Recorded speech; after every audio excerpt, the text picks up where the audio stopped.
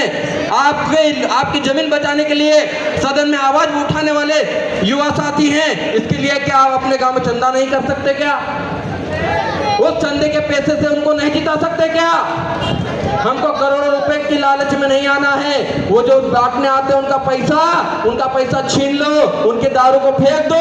हमको ना दारू चाहिए ना पैसा चाहिए, हमको हमारी जमीन की बात करने वाला हमारा नेता चाहिए, आपको कहना होगा। ये जो जयेश का पीला गमछा है, ये पीले गमछे का कलर और ये जो आप यहाँ पर ये फोटो देख रहे हैं जयेश का, इसके पीछे उगता हुआ सूरज है। ये क्यों है पता है आपको? जब माँ की कोख से बच्चा जन्म लेता है उसका कलर भी पीला होता है, और जब सुबह सूरज उगता है उसका कलर भी पीला होता है। और जब कोई बीज धरती से अंकुरित होता है तो उसका कलर भी पीला होता है, यानी कि ये उदय का प्रतीक है, इसलिए हम लोग इसको गले में डाल के घूम रहे हैं। और जो सफेद कलर है, जो सफेद गमछा हम गले में डालते हैं, वो सफेद कलर पितृ सत्तात्मक का वाहक है, और जो लाल कलर होता है वो मातृ सत्तात्मक का वाहक होता है, इसलिए हम लोग उसको गले में डालकर घूमते हैं। यही आदिवासी संस्कृति, इसी संस्कृति और इसी रीति रिवाज को बचाना है। इन कलर के पीछे भी बहुत वैज्ञानिक कारण है। जब वैज्ञानिक पैदा नहीं हुए थे तो हमारे पुरखों ने इन कलरों को समझ लिया था कि ये कलर क्या होते हैं। तो उस चीज को आप लोगों को भी समझना है, और आने वाले वक्त में आप लोगों को बताना होगा कि हम लोग कमजोर नहीं हैं, हम लोग बटे हुए नहीं हैं, हम लोग एकजुट हैं। और हमारा एक उम्मीदवार यहाँ से जिताकर आप भेजेंगे, इस बात का संकल्प हाथ उठा कर दीजिए तो मानेंगे हम लोग। सब लोग हाथ उठाइए, पीछे से भी दादा बैठे उधर फेटे वाले वो भी, क्योंकि आपको भी ये उंगली है ना, उंगली अब सही जगह दबाने का समय है। अब बहुत हो गया कमल कांग्रेस। 75 वर्षों से कमल कांग्रेस के विधायक बनता है आपके पेटलावद में, लेकिन पेटलावद का विकास नहीं हुआ। अभी तो मैंने पेपर में देखा कि झाबुआ जिले में 9 करोड़ का तो ड्रेस घोटाला ही हो गया हुआ है। आदिवासी बच्चियां जहां पर पढ़ती हैं, जहां पे हमारे आदिवासी छात्र पढ़ते हैं, आपके बच्चे जहां हॉस्टल में रहकर पढ़ते हैं, वहां पर इस सरकार के नुमाइंदे लोग जो ठेकेदार लोग होते हैं और यही बीजेपी कांग्रेस के विधायक होते हैं, इन्होंने 9 करोड़ के हमारे कपड़े भी खा गए। अब आप ऐसी सरकार को, ऐसे लोगों को जिताना चाहोगे क्या? जब नहीं जिताना चाहोगे तो आपको ये प्रण लेना पड़ेगा, नहीं तो आने वाले समय में मैं कह रहा हूँ, ये ड्रेस तो ठीक है, आपके बदन के कपड़े तो आज वो लोग छीन रहे हैं, आपके रहने के लिए जमीन भी वो लोग छीन लेंगे, फिर आप क्या करोगे? तो इस बात का संकल्प आप सभी ले लीजिए, क्योंकि ये जो भूमि रही है, दिलीप सिंह भूरिया जी कहा करते थे, मैंने उनके भाषण सुने, उनको देखा तो नहीं लेकिन उनके भाषण जरूर सुने हैं। वो कहते थे आदिवासियों की पहचान कागज से नहीं है, आदिवासियों की पहचान इस नदी में पड़े पत्थर से है, इस पेड़ से है, इस पौधे से आदिवासियों की पहचान होती है, इतना कहते थे। शायद वो जिंदा होते और आदिवासी मुख्यमंत्री होते तो आदिवासियों की स्थिति कुछ और होती। तो हम लोगों को भी वही सोचना है कि दिलीप सिंह भूरिया अधूरा सपना छोड़ के गए हैं, उस सपने को पूरा करने के लिए हम लोग मध्य प्रदेश से, कांति दादा यहाँ पे 47 रिजर्व सीट है, लेकिन मैं कह देना चाहता हूँ रिजर्व नहीं, हम सामान्य सीट से भी आदिवासी विधायक बनाकर दिखाएंगे और सदनों में भेजेंगे। और अभी किसान यूनियन के भाई कह रहे थे कि ओबीसी के लोगों को अलग समझ रहे हैं। जयेश किसी को भी अलग नहीं समझता है, जयेश अहिंसावादी समाज है, ये अहिंसावादी लोग हैं, कभी भी किसी से झगड़ा नहीं करते हैं, हम किसी को नहीं छेड़ते हैं। हम तो कहते हैं जो कबीलाई किसानी व्यवस्था में है वो भी कहीं ना कहीं हमारा ही वंशज है, आदिवासियों का ही खून है, एसटी हो, एससी हो, ओबीसी हो, सब हमारे लोग हैं। सबको एकजुट होकर इस कांग्रेस और भाजपा की सरकार, जो दमनकारी सरकार, इसको बदलने की कोशिश करना चाहिए। मुझे किसान यूनियन के जो साथी थे उनसे भी एक संकल्प चाहिए कि जब जयेश यहाँ का उम्मीदवार तय करेगी, ओबीसी समाज भी उसको पूर्ण समर्थन करके उसको सदन में भेजने का काम करेगा।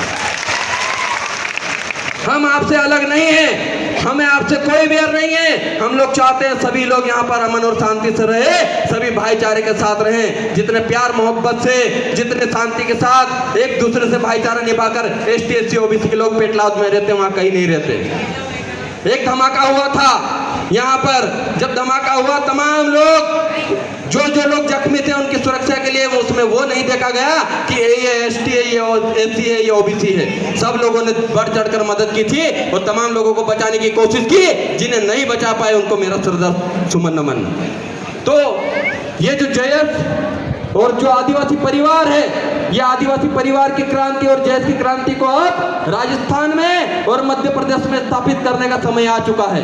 पिछले 10 वर्षों से हम जयस नामक क्रांति का प्रचार कर रहे हैं, इसको घर घर तक पहुंचाने का काम कर रहे हैं, तब जाके हम लोग यहाँ पर आए हैं। ये पेटलावत की बात नहीं, ये रतलाम की बात नहीं, पूरे मध्य प्रदेश में इस पीले गमछे का अब सुरूर छाया है। और आने वाले समय में इस प्रदेश का मुख्यमंत्री कौन होगा, ये भी यही जयस के युवा तय करेंगे, यही आदिवासी लोग तय करने वाले हैं।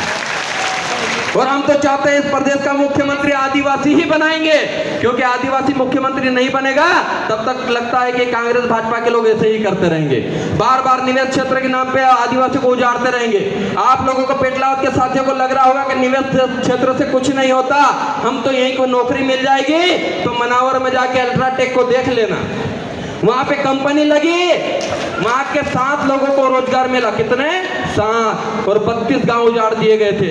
तो आप लोग समझ लेना, निवेश क्षेत्र आने से पहले अपनी रूढ़िगत ग्राम सभा को ताकतवर बना लेना और कह देना हमारी जमीन, हमारे बाप दादाओं की सरकारी जमीन, अगर सरकार की तो हमको डॉक्यूमेंट दिखाए, उसके बाद हम जिसकी जमीन उसको सौंप देंगे, लेकिन उससे पहले हम लोग घुसने नहीं देंगे। एक और चीज हुआ करती है आदिवासी क्षेत्रों में, एक इनर लाइन परमिट होती है, जो मणिपुर में, मिजोरम में, कुछ क्षेत्र अरुणाचल प्रदेश में जहां पर 6ठी अनुसूची है, जहां पर 100% आदिवासी रहते हैं, वहां जिले वाइज इनर लाइन परमिट लगी हुई रहती है। जैसे अपने यहाँ पे टोल नाके लगे ना, वैसे टोल नाके लगे हुए रहते हैं, और कोई भी गैर अगर वहां घुसना चाहता है तो पहले टोल नाके से परमिशन लेनी पड़ती है, फिर आदिवासी क्षेत्रों में घुसना पड़ता है। अगर आने वाले समय में आप लोगों ने हमारे साथ जमीन छीनने का वो ज्यादती की, तो हम लोग भी आने वाले समय में इनर लाइन हमारे एरिया में जारी कर देंगे, फिर मत कहना, क्योंकि हमारी ये व्यवस्था है। मैं अभी पेटलावत को पढ़ रहा था, पेटलावत के झाबुआ को देख रहा था, तो झाबुआ में भी एक अंग्रेजी जब शासन हुआ करता था तो झाबुआ का एरिया भी अपनी टेरिटरी को सुरक्षित कर लिया था। यहाँ अंग्रेज भी घुसते नहीं थे, घबराते थे इन आदिवासियों से, इतनी बड़ी ताकत है, फिर भी हम लोग डरते हैं, फिर भी हम लोग कहते हैं हम लोग कमजोर है। हम लोग कमजोर कतई नहीं है, हम लोगों से ज्यादा ताकतवर कोई नहीं है, क्योंकि इसी जयस से, इसी आदिवासी परिवार की बात देश का प्रधानमंत्री नरेंद्र मोदी भी करता है, अपनी बैठकों में कहता है कि इन सफेद और पीले गमछे वालों को कैसा रोका जाए। तो आप कमजोर है क्या? एक राज्य में, 2 राज्य में, राजस्थान और आपके मध्य प्रदेश में, हम यहाँ 2 राज्यों में काम कर रहे हैं, 2 राज्यों से देश का प्रधानमंत्री घबरा जाता है। इतनी बड़ी ताकत है आप लोगों में। आप लोग अगर चाहेंगे तो 47 से नहीं, यहाँ के 80 विधायक बना के आप विधानसभा में भेज सकते हैं, इतनी बड़ी ताकत आप लोगों में। तो इसी ताकत का भी इस्तेमाल करने का समय है। और मुझे पूरी उम्मीद है कि पेटलावत के, थांदला के, झाबुआ जिले के तमाम साथी इस व्यवस्था को बनाने में पूरा सहयोग करेंगे, तन मन धन से सहयोग करेंगे, और हमारे जो जमीन की बात करने वाला साथी हैं उनको विधानसभा में भेजने का काम करेंगे। बस इतना ही कहना चाहूंगा, क्योंकि ये जो प्रकृति ने हमको मौका दिया है, उस मौके को भुनाना है। और प्रकृति भी चाहती है, कांति भाई दादा का बहुत बड़ा एक्सीडेंट हुआ, वो कांति दादा ने खुद ने बता दिया कि कांति दादा और तमाम जो हमारे बुद्धिजीवी लोग हैं वो चाहते हैं कि वो सब मिलकर इस आदिवासियत को स्थापित करके जाए, पूरे देश में झंडा लहरा कर जाए, वो करके रहेंगे। आप लोग सब साथ देंगे ना? साथ देंगे पीछे वाले साथी? तो एक प्रण ले लीजिए, अभी बैठ के आपके पैर अकड़ गए होंगे, अपने अपने स्थान पर खड़े हो जाना, और जब मैं कहूंगा तो वापस बैठना भी है, कोई जाएगा नहीं, इस बात को भी कह देना चाहता हूं, कोई नहीं जाएगा ना? सब अपने अपने स्थान पर 2 मिनट के लिए खड़े हो जाइए।